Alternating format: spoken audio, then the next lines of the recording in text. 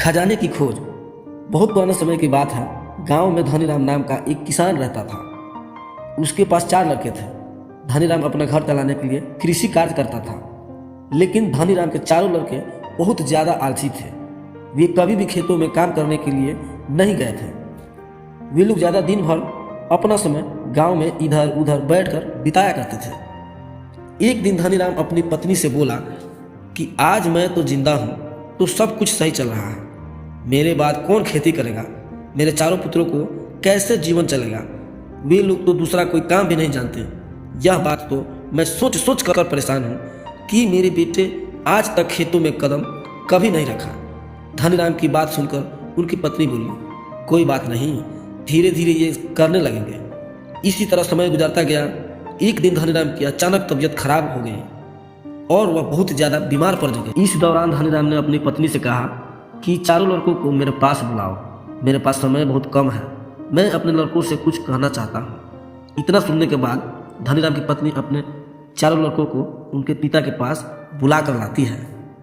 धनीराम मन ही मन इस बात से बहुत चिंतित था कि मेरे बाद मेरे लड़कों को क्या होगा, इसलिए अपने चारों लड़कों को अपने पास बैठाकर कहा कि मेरे पास जितना भी कमाया हुआ धन था, मैं वह सारा धन अपने खेतों के नीचे दबाया हुआ है। जब मैं इस दुनिया में ना रहूं तो मेरे बाद तुम खेतों में दबाया हुआ सारा खजाना निकाल कर आपस में बांट लेना। इतना सुनने के बाद धनीराम के चारों बेटे बहुत खुश हुए। इसके बाद समय बीतता गया। धनीराम बहुत ज़्यादा बीमार होने की वजह से उसकी मृत्यु हो जाती है। धनीराम की मृत्यु के कुछ दिन बाद उसके चारों बेटे खेत में दबे हुए खजाने को खोदने के लिए निकल गए।